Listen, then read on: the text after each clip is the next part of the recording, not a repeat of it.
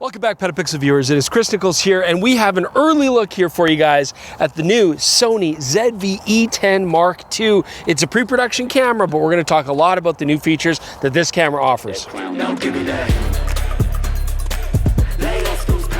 So I think we can all agree that the first generation of vlogging cameras that hit the market, all the brands, they did leave a lot to be desired. And now that we've got new cameras like this coming out, you very well may want to move on and get something newer. And a great way to get rid of your older gear is to go to KEH.com. They're gonna look at your gear, they're gonna evaluate the quality, and they're just gonna give you a fair price. There's no messing around, no haggling, no lowballing, nothing like that. And it's really easy to sell your gear to KEH.com. You just go right to the website, you fill in the gear you wanna sell, any accessories, the overall quality level, and then you'll get an instant quote right there on the website before you send the gear in. And if you are actually looking to trade up to a different camera system, something new to you, if you trade in your gear directly for other products on KEH.com, they will throw in a 10% bonus to the trade-in value of your product. And if you can't decide right away, you can instead get a KEH gift card. They'll still give you a 5% increase towards the gift card on your trade-in purchase. So KEH.com is definitely the best place to go when you want to sell your used gear. That's why KEH.com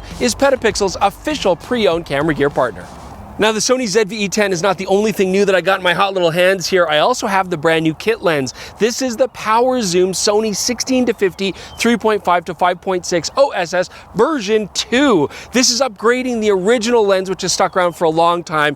It's still very compact, but it is still a very similar optical formula. And we do have that floating aperture, but we do have some nice improvements. So first off, there's a linear motor in this thing. What's great about that is, as you're engaging the Power Zoom, this lens will actually autofocus during that time. This is a weakness of the original kit lens, and this new feature is going to be very handy for video applications. Now, another nice upgrade, the original kit lens did have image stabilization, but the new image stabilization in this version 2 lens works in conjunction with the IBIS in Sony bodies, and this promises to give us extra stability whether we're doing photography or videography. Unfortunately, the new ZV-E10 II does not have IBIS, so that's something we're going to test today. So with that all being said, the original kit lens's optical formula never really blew us away. We didn't love it optically. We thought it was a little bit soft overall, not very well corrected. I can't speak to this new optical formula if it's going to be the same or better or just a little bit different without testing it further.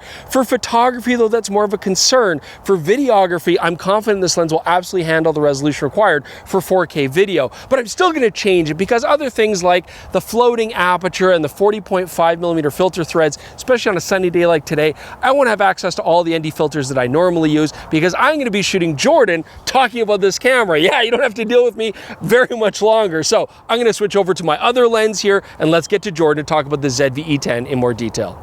All right, so now it's Jordan to talk about the actual camera, which Chris is filming me on right now with a 2470 G Master 2 that costs more than twice what this camera body is. But anyways, I'm sure it looks absolutely fantastic.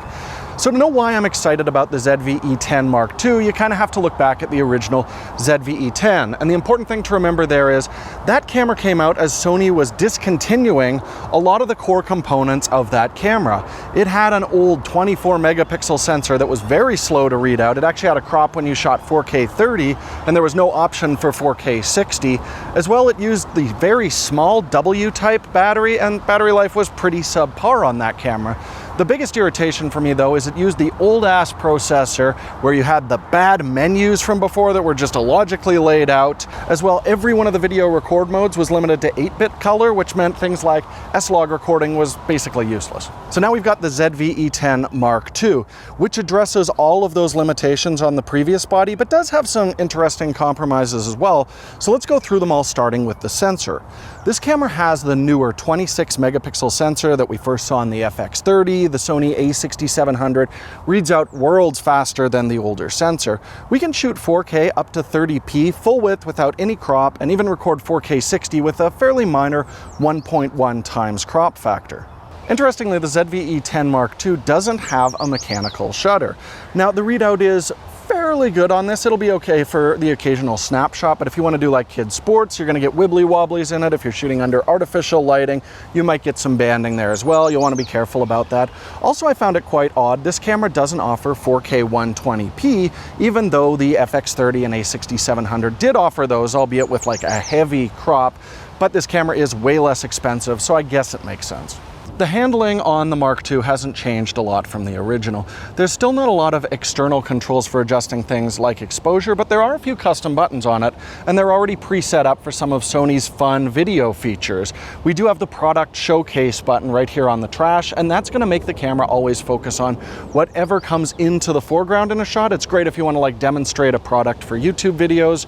We also have the background defocus button, which will just toggle the lens between giving you the deepest possible depth of field with the smallest aperture, or the smallest depth of field with the widest possible aperture, but those are the only two settings on it. As well, we've got a zoom rocker right around the shutter. So if you do have a lens that zooms optically, like the kit lens, it'll work with that. Otherwise, it's just a digital zoom.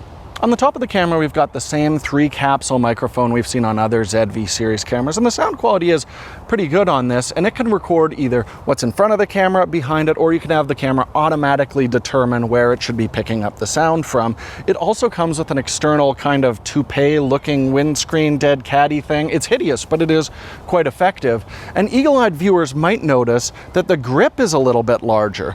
Now, it is close to the lens, so if you're using a larger lens, like a 24-70 2.8 version 2 for some reason, you might find it's pinching your hand a little bit, but if you've got big, powerful hands and like a smaller lens, it's actually fairly comfortable. But the reason they've gone to this big grip is we've got the new Z battery. So first of all, that new Z battery brings huge improvements to battery life on this camera.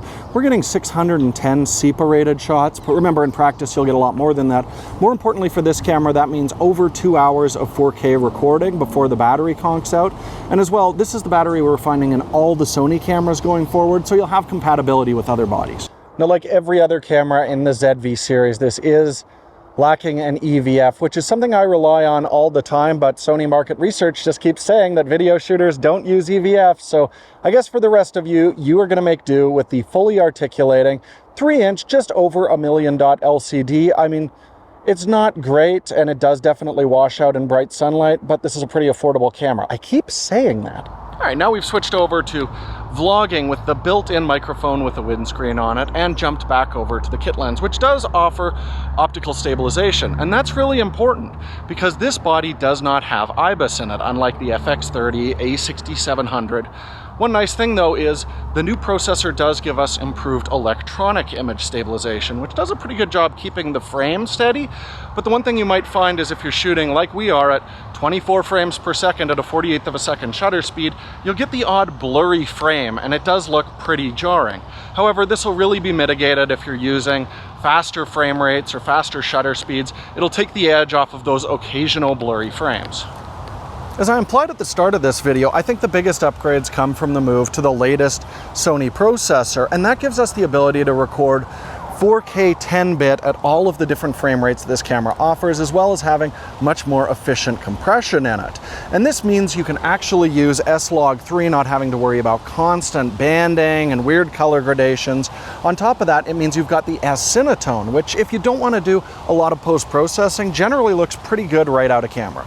And I was so grateful that the new processor brings along with it the modern Sony menus, which are just a huge step over the godforsaken abominations that we saw before on all of the earlier Sony cameras. It's fairly well laid out, color coordinated. I mean, there are a few things that I would like to change with it. I don't love the way that the audio interface is quite small in the frame when you're actually recording, but it's a huge improvement over what we saw before. We also get breathing compensation on this, which means that as you focus from macro to infinity, the frame won't actually shift. But there are some limitations to this. First of all, it does apply a crop, and how much of a crop depends on how much the lens breathes. Also, it's only going to work with some Sony optics at this point, but it is nice to have the ability, if you know that breathing is going to be distracting in your shot, you can get rid of it as long as you're aware of the penalties.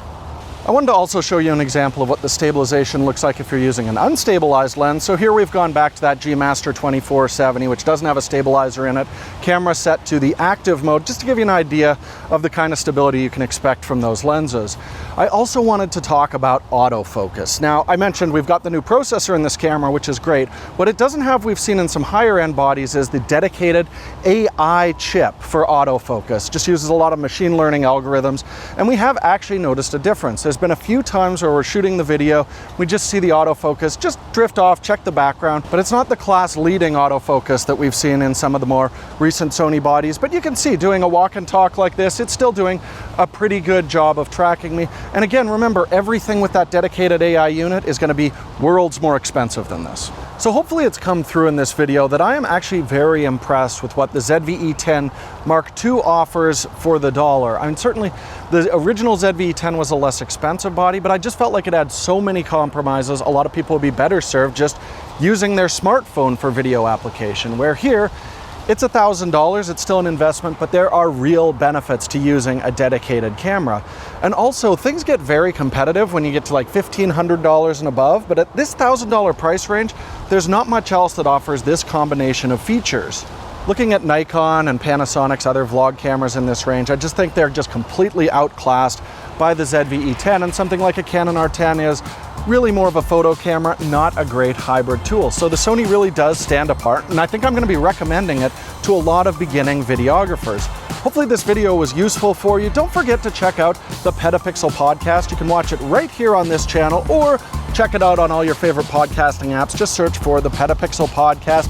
Check out our new merch store, store.petapixel.com. You could get shirts with 8-bit likenesses of Chris and I on it, and so many more things. Definitely take a look there if you want to support the channel. Thank you so much for watching. We'll see you all soon with more on PetaPixel.